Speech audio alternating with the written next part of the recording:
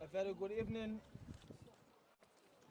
March week 21 for these two young amazing teams in Gambian football. BST Galaxy on home soil owned by Gambian legend Babukar Steve Traore, who was involved in the goal that took Gambia to their first ever AFCON participation. What was a 1-0 win against Angola, against a young Medina team established 6 to 7 years ago as far as the academy is concerned. But the CEO of Medina will tell you that the senior setup is less than 3 years or just 3 years of existence. For BST Galaxy, you understand a victory of more than a goal or 2 or 3 or 4 could take them above Medina in the league standing. He wouldn't have a first division ball. He would be in our hands or maybe third division. But you can see that he is one of the best players right now on planet Earth. This is what that's the kind of concept we need to bring to Thinking that is very, very important. There was a little bit of delay to the start. Now the game starts. With BST Galaxy playing from left to right as you watch, while Medina playing from right to left. Free kick Medina. Paul Colley brought down. It will be Busanyang who will be taking the resulting free kick for Medina United.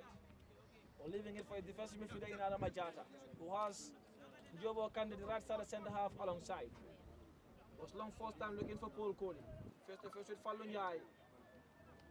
Paul controls, looking for options, trying to turn, was superbly defended by the tall, strong and agile Fallu, who has been one of BST Galaxy's standard performers this season. And was in the first leg too against Medina. And was against TNT, and was against TNT too, and also at GPA.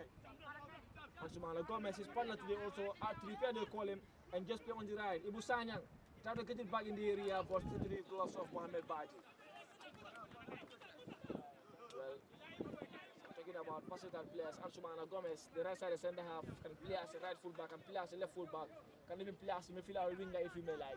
Trippier they call him, and a very good taker of a football, especially dead ball situations are concerned. And then Kante was there, Osman Jai, young boy enjoying some starts. And they come Alaji Jata twisting and turning on the deep left of the field, and they get in the danger area, but in the end, out for a goal kick. Jata is playing on the right wing. And the Lamin Kante on the left.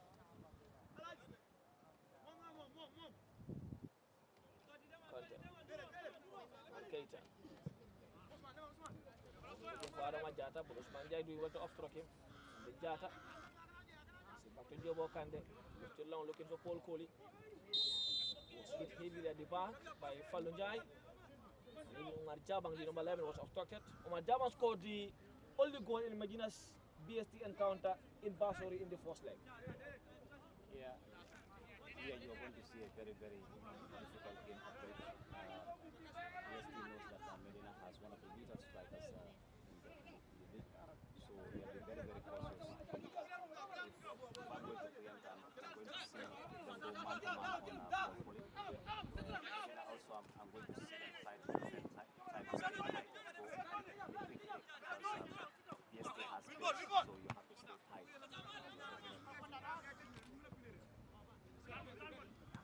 Good job. Jata.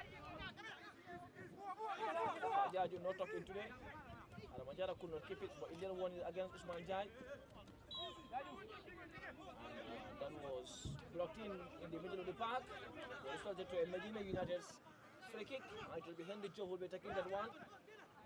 Captain Jobo Kande. It goes long to where Paul Colley was. He tried to be a dummy there. Jada getting back to the far post. Jada was waiting, win back to win back. Conte controls. Jada once more. Jada the Buba Jada. was classic Warriors.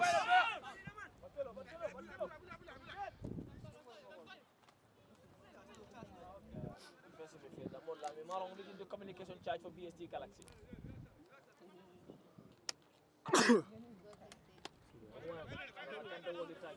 Gomez will head it back. Come to Mohamed Baji. Come right side at centre half. Mohamed Baji, a super goalkeeper too, who was in between the sticks. And they got the better of Medina in the first leg too. Manjai. One by Abdullah Kante, Mr. Fajaji. Ball one instantly. Alaji Jata, Molami Marong was kind of scratchy to where Lamin Kante was. But he was fractionally offside as per the view of the assistant referee.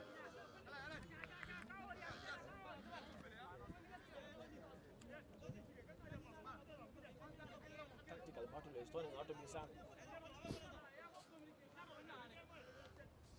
I cannot see much from by on the bench though for BST Galaxy. Looks to have missed the game from under 20 boy. Busanya on the job. Jada was making the attacking run, but Henry didn't read that. Omar Keita. Long to landing Jata, that looks to be heavy. Very, very heavy. Straight pass to Gafa Alejan.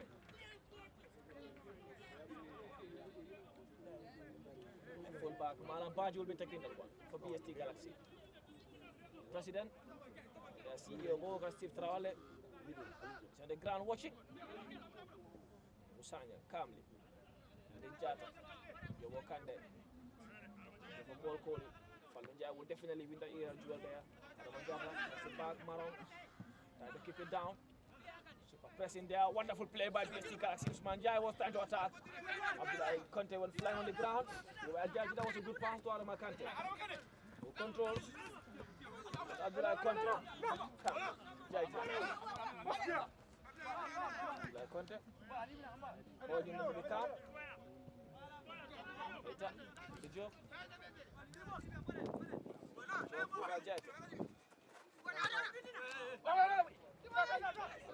Set position. Judge was not. That was wonderfully done. He was just in the minder and Judge scores. That was a superb run. Brilliant from Adama Kante, knowing he was in offside position. Sam was talking about Buba Aljani, who one day be involved in the goal. He is for the first time. Last week, Landon Jata was, and Buba Aljani is here. 1-0 Medina. Has been saying it one day he's going to score a very beautiful goal.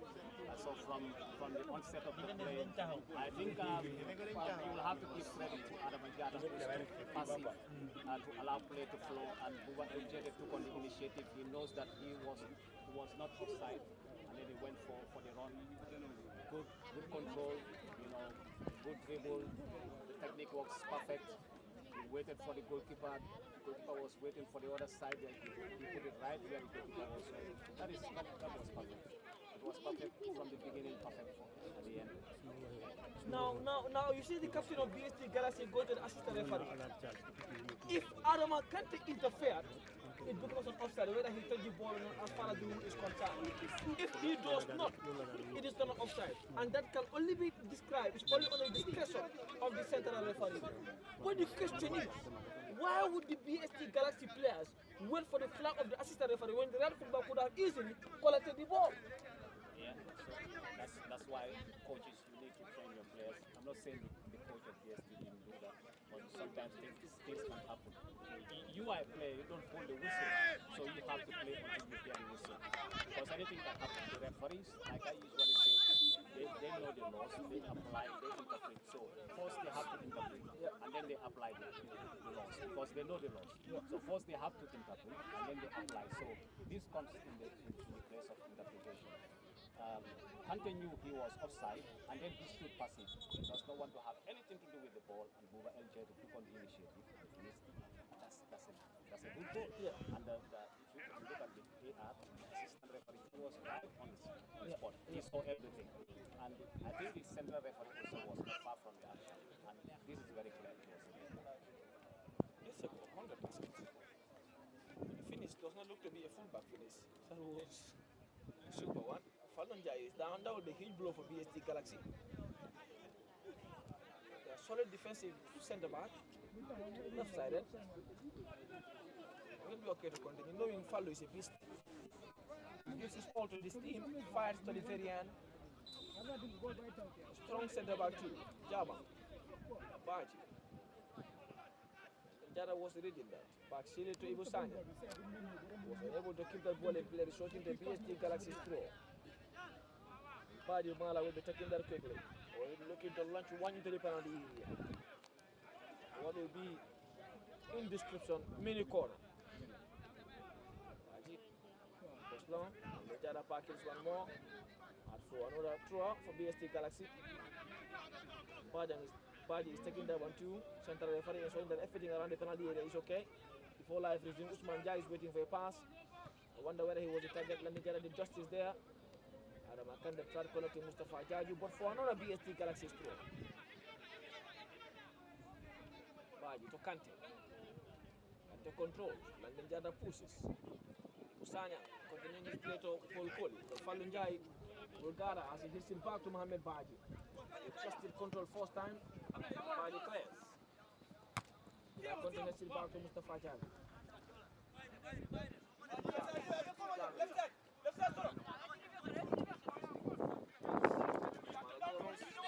They call him. Thomas goes long, good pass to Kante. I told you Gomez has a very good foot. Kante number 18, first Landing Jata, twisting and turning, making his way into the penalty area, and Jobo Kante helping the centre back. But Kante still managing to make his way. Usman Jaya into the box. Was gone for a drive, wonderfully defended there by Medina. Ibu Sanyang was long to Paul Colley, who was in an onside position. First defense with Falun Jai back pedaling, Paul Colley taking him on. Ball making his way, and Paul Colley winning a free kick. And Falun Jai is not happy with that call. He feels it was more or less coming together. But that's the referee is telling him I have a good vision. And Ibu Sanyang helping Paul Colley was 7 league goals thus far. 9 in all competition, 2 in the FF Cup. And Medina are leading, but not on Paul's feet. So Mobile Jaite. That will be a free kick for Medina United to be taken by Ibu Sanyang, the experienced Ibu Sanyang. As he was part of the CHAN team of recent time that faced Algeria. Better by Algeria.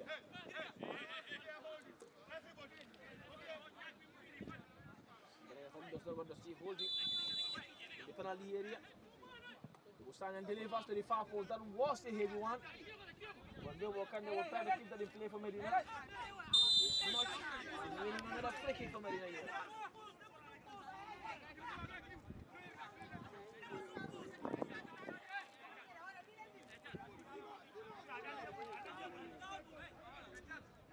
Hello? Where the free kick should be taken.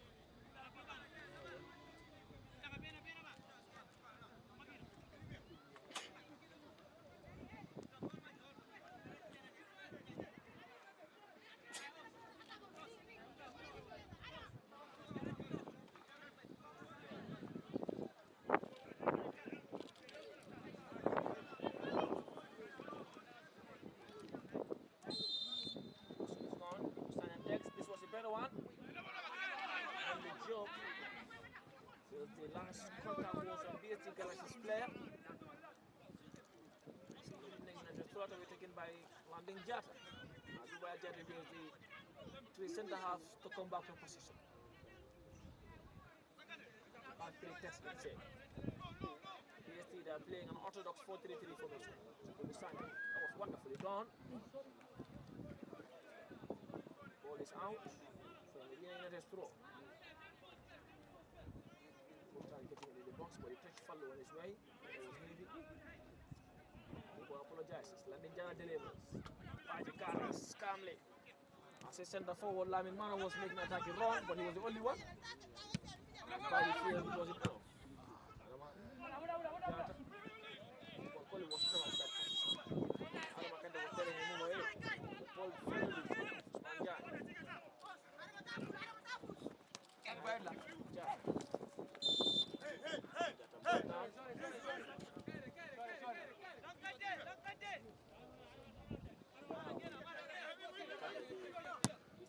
Ansumana Gomez can pass anyone, anywhere you are in the field, and that was a wonderful pass to Lamin Kante. Baji tried getting it back. Falunjai. So Charles Jammeh, that was not the best of passes. Mubaya Jada was there to win it. Mr. Fajaji gets it back to Mubaya Jada. Adama Kante was making attacking run. So was Paul Coley, Adama Kante. Mubaya Jada was not that. Who was the name? I've been watching this and I've been telling you several times that this boy is going to grow. And he's going to become reinforced. So I think he's willing to having doubts about him, but we've never had a doubt that he's going to grow. And I think he's willing to show those signs. And this is what we want to see in our league. We want to see players grow. We want to see them grow in the game. We want to see them grow day by day, game by game, season by season. It's good for football. It's good for the league. Fajaji is down. Wasanya out to warm up. Mustafa looked to have landed awkwardly there. Is the back. Hit heavily too. Fishing the corner to pick him up.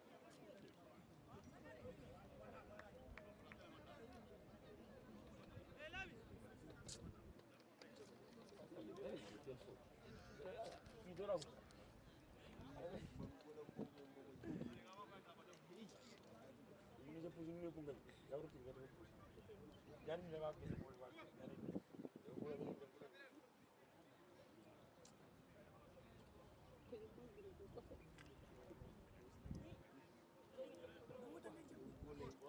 Out of the fray.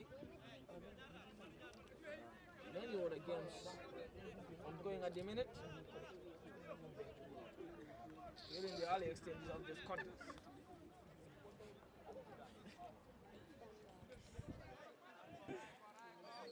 Falcons TMT is goalless still. Birkama Samga goalless. Real de Banjo GPA goalless. But Hawks are leading fortune by a goal to nil. Courtesy of Remy Mendy in Kabekal. Down getting the better of TD goal, so by a goal to nil in back out.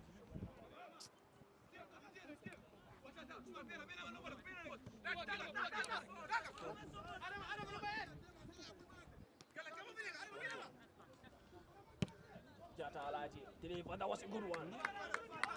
Superb one, was searching for Omar Jabang. This is what I love about Omar Jabang. He plays in the middle of the park, but he likes occupying the penalty area, and that was how he scored. A late runner against Medina in the first leg. A central midfielder, but he's very, very hungry. You can see where he is now. But when BST Galaxy attack, he's always very hungry to occupy the penalty area. How vital are these kind of players? Yeah, I think looking at how he's scoring goals and how he's contributing in the final attack, I think it's a training ground to the team. Because when the ball goes to the right place, you see them speaking. So they know that once a very good delivery is sent to him, they can back of the net. So the player is ready for it. He's good in that. You look at the pattern and then you realize that this is a training ground. Yeah, perfect. Could be a training ground stuff. I'll come back after this ball because BST Galaxy are threatening, but could it also be of personal playing style? Yeah, if you want to do it on training ground stuff, you need to have a personal. The player likes mentoring forward, and he has that area skill where he's very good in taking penalties.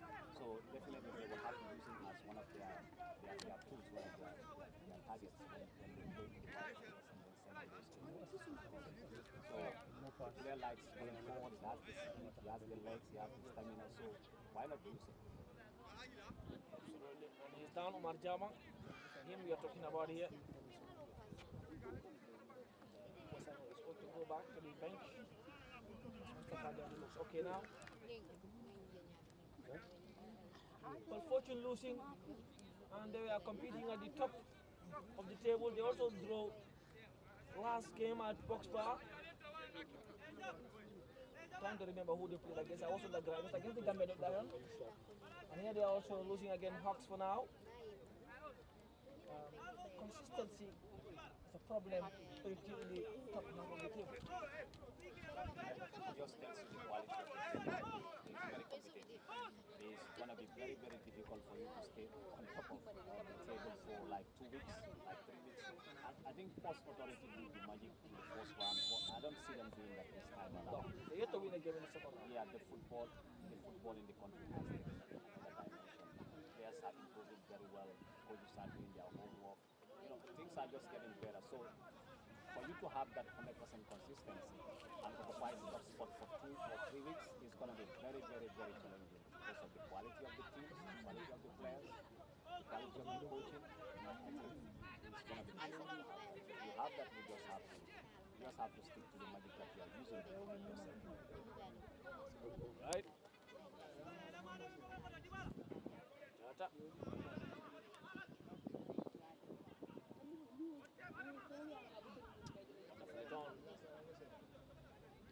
Assistant maneuvering their way into the penalty area. Joe was there to defend. Adama Jata also was. Falunjai backpedaling, sit down. Baji was trying to help Busanya. To control.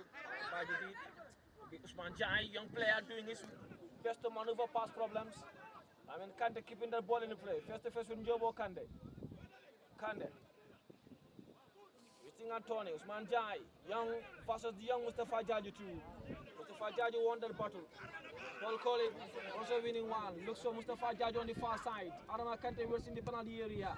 But that delivery from Mustafa Jaju was not the best of deliveries. Paul Colley could have gone for Adama Kante. Yeah, I think he could have gone for Adama Kante, but you can see the brilliance in him. If the cross was good, it's good to have two strikers waiting in the box than one. Yeah. So if he had played to Adama, he would force Adama to play as a wing back. Adama will have to go look for the angle to give him the ball. One striker versus three defenders. That's just a numerical disadvantage. So he played wide to Mustafa, and him and Adama running into the box as two strikers. It's a big plus. That would have been a big threat to the goal post there.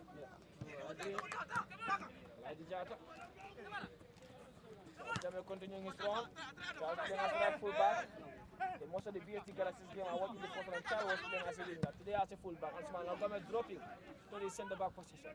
Alabaji. Baji looking to deliver. That was not the best of deliveries. As he touched, he was standing on his way. Yobo Kande calmly. Along. From the guy. Musanya. Jata. Pass was too deep.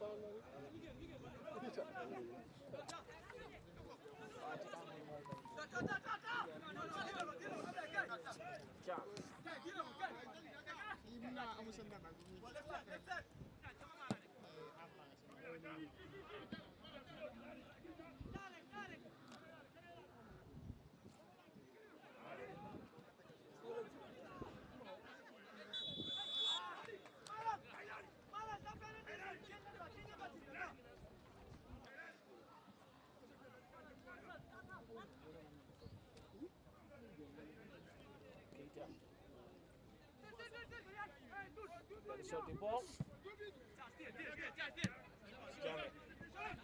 Control for BST.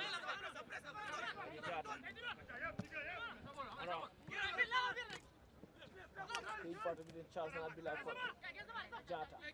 BST Galaxy doing admirably well. Kante was a tackle and the Jata defense well too. Medina for a moment defending with the back five.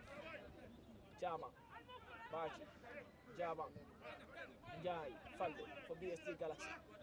They are probing. I think the better team in the past 5 minutes or so. Medina have been calm and they have a goal to defend. Sumana Gomez, super player. Looking for Baji. Baji waiting for that. Ibusanya waiting for upstretch. Waiting for orders, waiting for movement. Deliver a good one, but that pass was fractionally too difficult quality to connect. As he Paul apologizing as he was not expecting that. Jata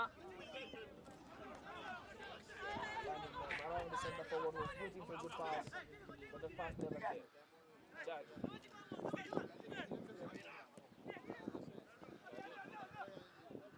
Paul call it, Baji defense well. Was in an onside position. Not to beat the center back, but not the goalkeeper. Kind of leaving it for Jata.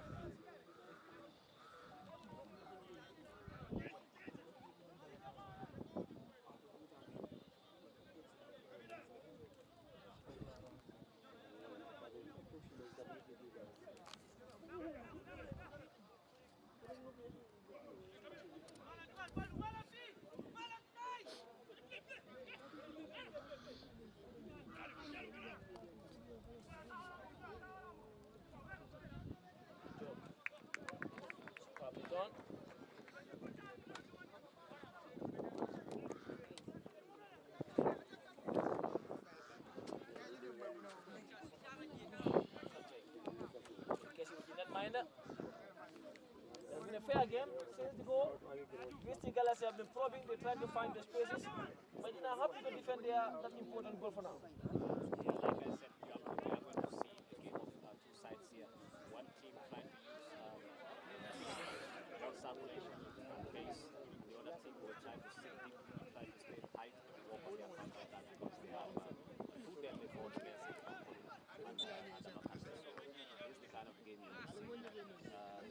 BST are very, very decent in moving the ball, very economical, and they have pace on both wings. So I think Medina will have to be wary about this. They will be able to utilize that is a strength they have, but within also they are very, very professional when it comes to There is Ibusanya who looks for Adama Kante. Colivers in the penalty area. Adama Kante goes direct. Baji Dilwar, Jata. Ibusanya delivers. Probably defended by Bansman or Gomez for the central referee. That will be a drop ball for BST Galaxy.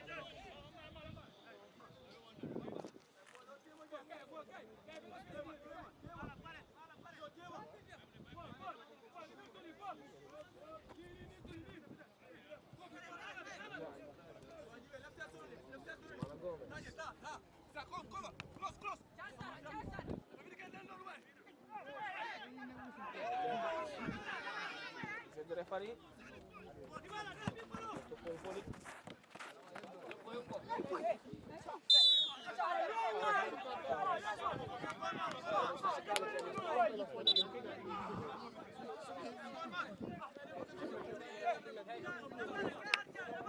that was a good one, but the ball was not the place for foul.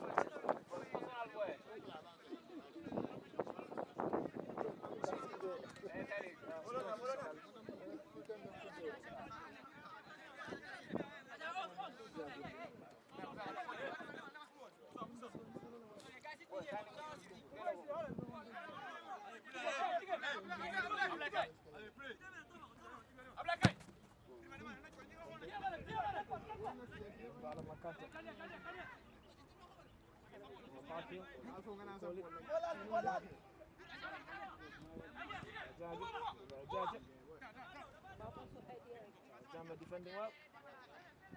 Jama help on the defensive mission too.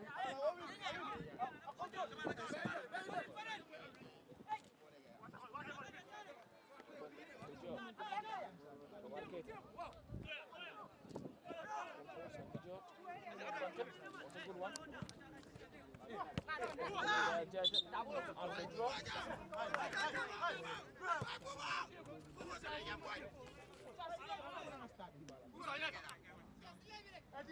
Jamme, BST. Marang. Janta. Jamme, BST. Usman Jai. Young Usman Jai. Charles. Victory for BST Galaxy taking them to 28 points. Level on points with Medina. Victory for Medina taking them all the way to 31 points. Just a point behind Birkama and Romara in the goal of scorer. Following guy not taking chances. Knocks it out over the family of us. Alfred Medina in the throw.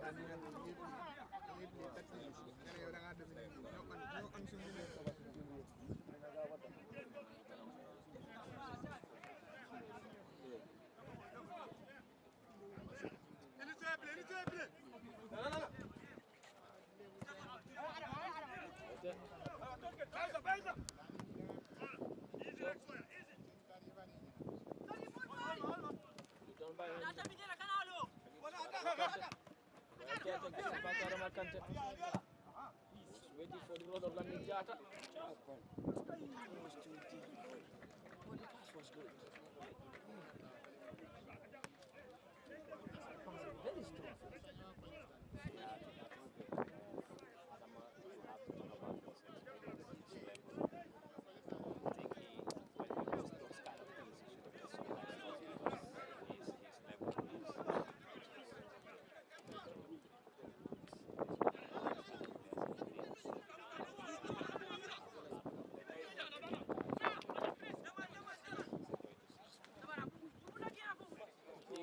Content was one part by Content and the job did well to cover.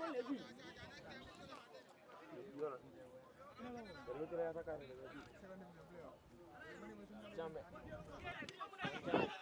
Charles looking to deliver. Charles delivered. That was a good one. And the job defense well too. And the Jara clears. It's rolling out for a draw for BST Galaxy. But definitely threatening and finding those pockets around Medina's penalty area. Baji. After Maron, Lamin Maron, the defensive defender. Maron looks for Alaji Jata, the right winger. Alaji Jata looks for Charles Jamal, the right fullback. Charles for BST. Back to Jata. Jata lifting it long for Adama Jara, the TF from Medina as well to Adama Kante. The Adama Squire.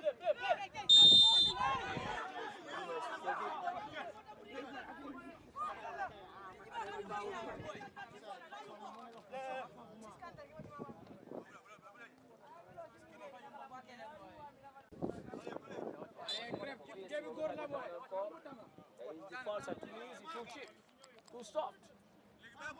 Nobody is telling no foul, so whoever do your foul. Sorry.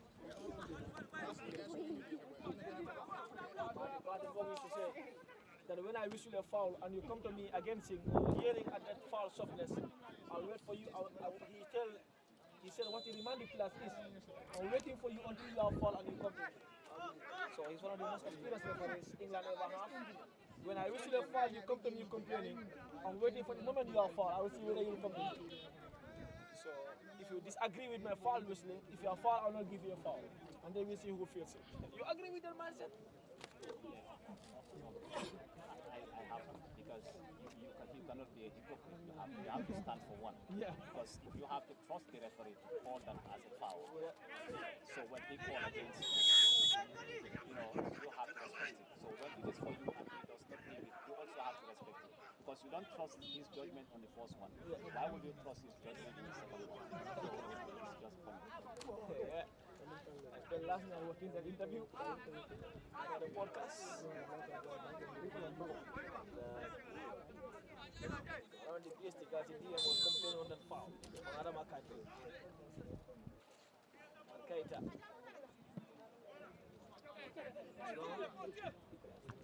Falunjai winning the era battle. Difficult to win an era battle against Falunjai. BST is flicking. They can take it. Jata. Now, Spanjai. You understand each other, BST Galaxy. Their movement has been absolutely slick. Kante spreading it. Looking for Jabang and Charles Jamel. But that was a little heavy. Resulting to a goal kick for Medina United. We're playing the GFF 4th Division League for the first time. The only team in this year's division that have never ever played the GFF 4th Division.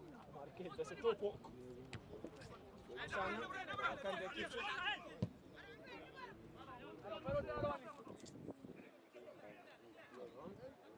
Falunjai did well to defend against Paul Coley.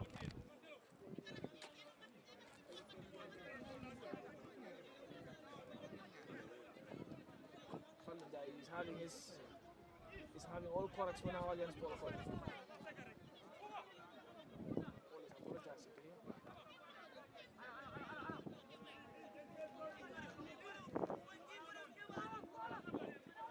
Apology accepted.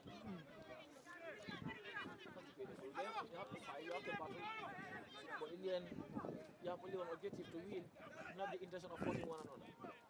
It can happen, yes, but that is never the objective. Sergio Ramos or the Rebel fans will tell you that's not true, because Ramos might have an intention of hurting Mo Salah even before Champions League final. Yeah, Jata. But, so Kante. Kante, because we let the Jata very difficult to dribble past like the Jata. Kante. The area, Majaju, Majata, Lusana waits for Adama Kante, controls. Paul Coley was from Minister Ashman and comment defense. Admirable. Jata scans, waiting for movement. Kante is the target man today. Anytime they have the ball, they try going to Kante directly. Jobo Kante got the flying colors there on the defending. Baji, Paul Coley defense. Faji is very, very comfortable on the ball. I watched him against GPA. It was absolutely delightful on the day. Kante. Wonderful defending the corner once again.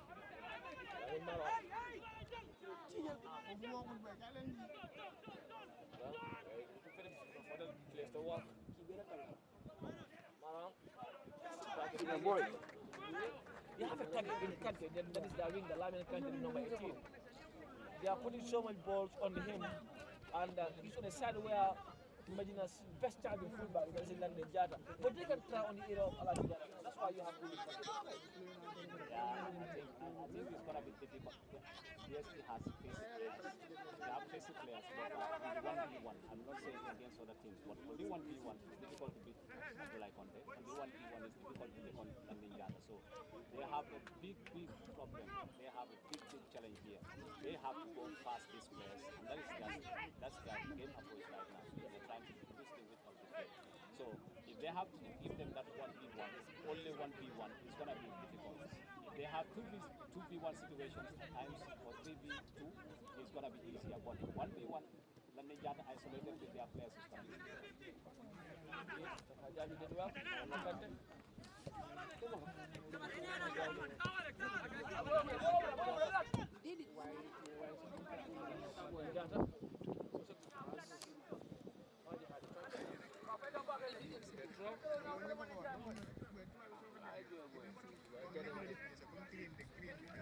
All of the ball. They've been throwing it a lot.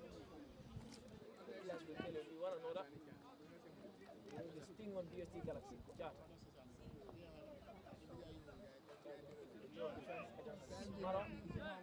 Maro using his pace, goes to Kante, they are pace and enterprise winger. Usman Jaa occupied the penalty area. Marong is back in the box too. London Jara and Joe can the difference well again against that darting winger. Safa Jaji. Goes for the run of Adama Kante. Attacking all of that. All calling me an attacking run. Adama Kante. They have a good chemistry though. That was somewhat heavy.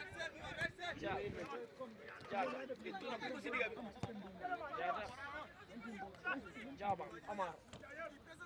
Jata. Montlamin. Marong the defensive midfielder who should not mind out. And I wonder who he was trying to beat.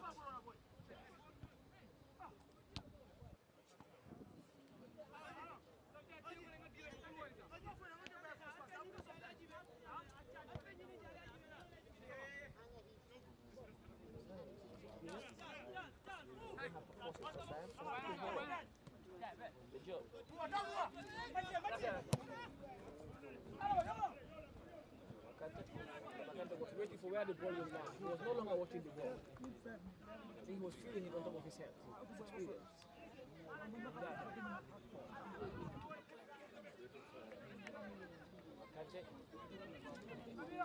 Wakanda is doing well. Lyman can't hit that target man.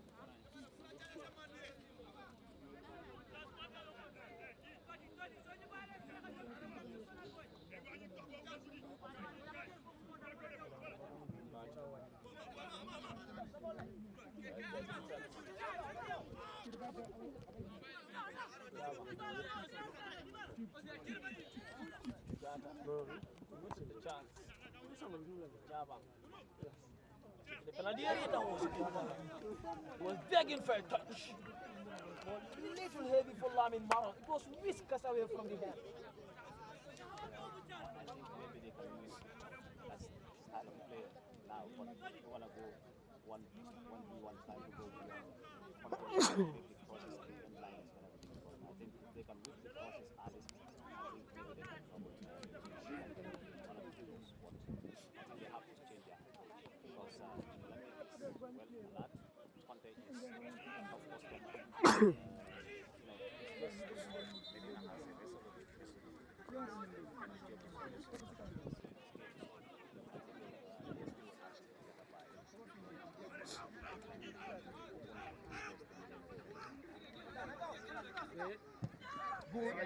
Sloppy there. Call it, tried to get in the box, it never went in. And was defended well there by Baji. He recovered in time. The ball should have had a bit more pace, but that's the pressing of Paul Collins. Sanya. Well, there is no goal line technology to confirm that, whether it has entered or not.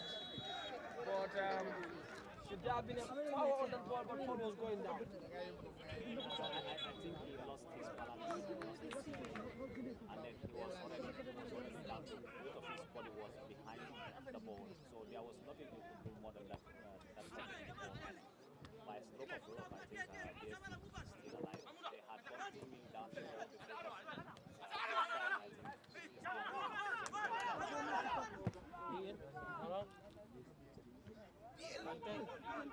Marang, Jamang, Jai, wonderful, BST. Ramajada is down. Holding his knee. In Arawa defensive midfielder. Kante. Impressive, Usman Jai. Federal Welda Babu Wel Jai, Mustafa Jaju. Ibusanya. Mustafa Jaju. As the Paul was heavy, Paul did his best to keep that in play, but only for BST as his full back to recover.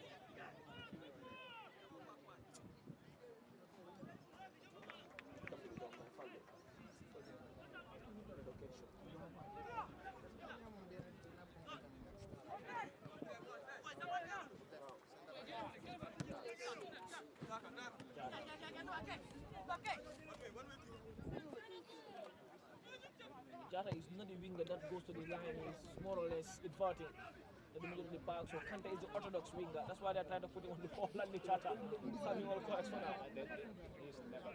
He's never gonna beat Landing Jata. He's not gonna beat Landing Jata. We've seen much pacey players, more skillful players on the 1v1.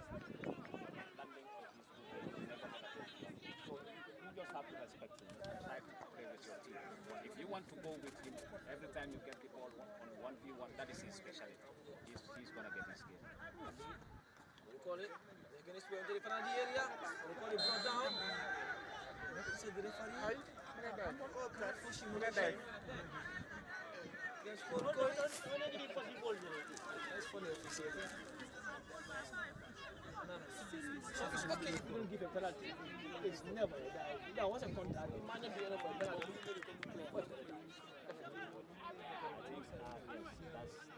You cannot qualify that as a time because it's not player. There was a contact, and I knew that the that was never called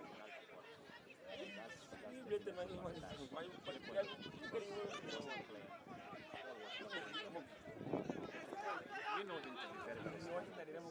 He's always bound, so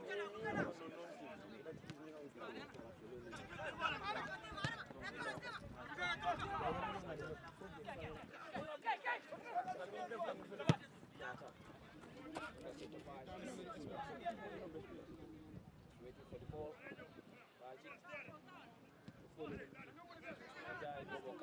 Well again, the job.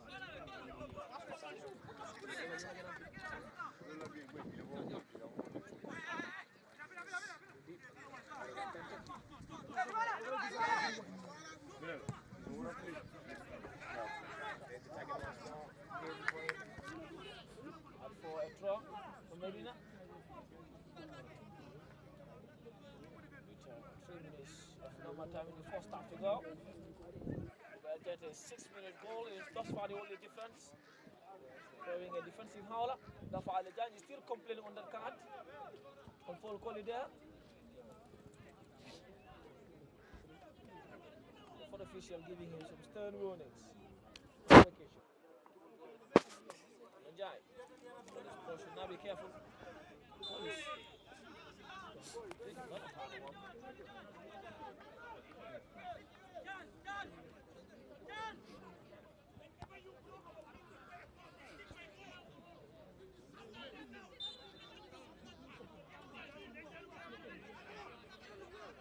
For BST asking for another yellow card. Looks like a yellow card.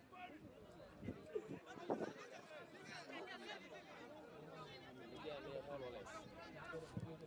Long lofted ball. That was an inviting one.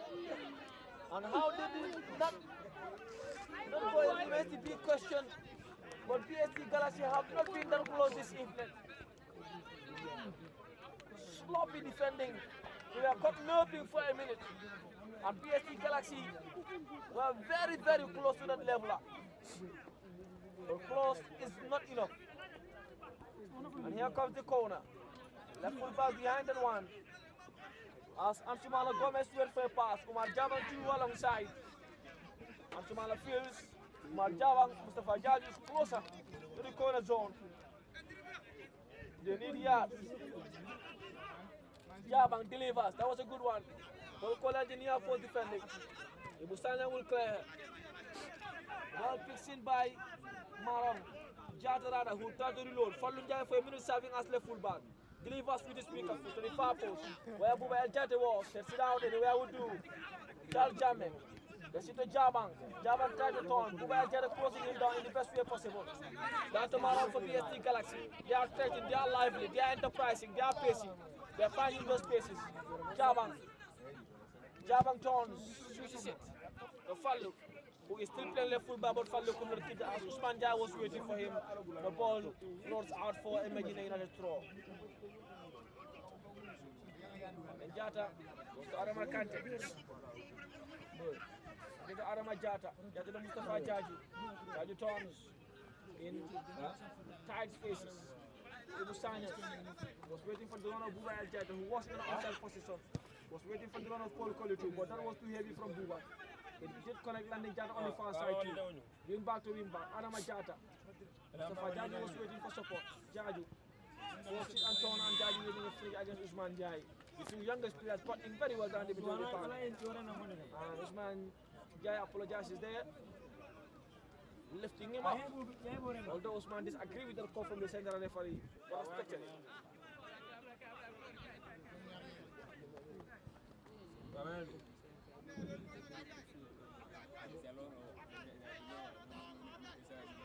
Teammates before, Usman and PK. Wow. PK was from BST, it's from BST to Medina. Mustafa Jai is signing from BST Galaxy. Also on loan. Yeah, him and Sili Keda, yeah, who now just signed for full shoot for Lurigan. So, very well. Yeah, man. The challenge. Pajaji defending with his life on the location. Man down. Good tackle. Medina still have a man down in Arama Kante. Center referee feels okay. Marang. Jabang. Also turned by Ansumana Gomez. Baji. BST Galaxy finding those spaces. They want to come back to level terms. Content. This time delivers. That's what Sang advised them to do. Buba Jadok for a minute was caught napping, but in the end managed to recover admirably and out for a goal kick.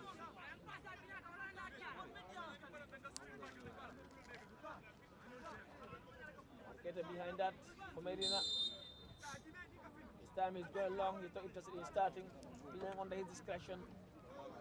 As we are now into all the time. Buba Jadok a 6-minute first half goal, thus far the only difference. Long one.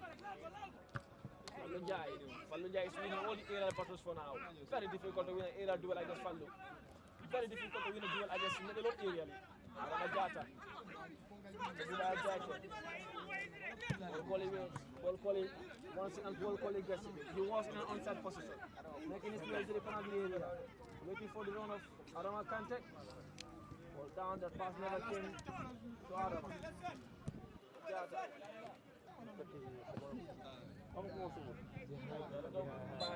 Half time. Enterprising first half. Sometimes frantic. Some chances created. Medina scored first via sloppy defending. BST came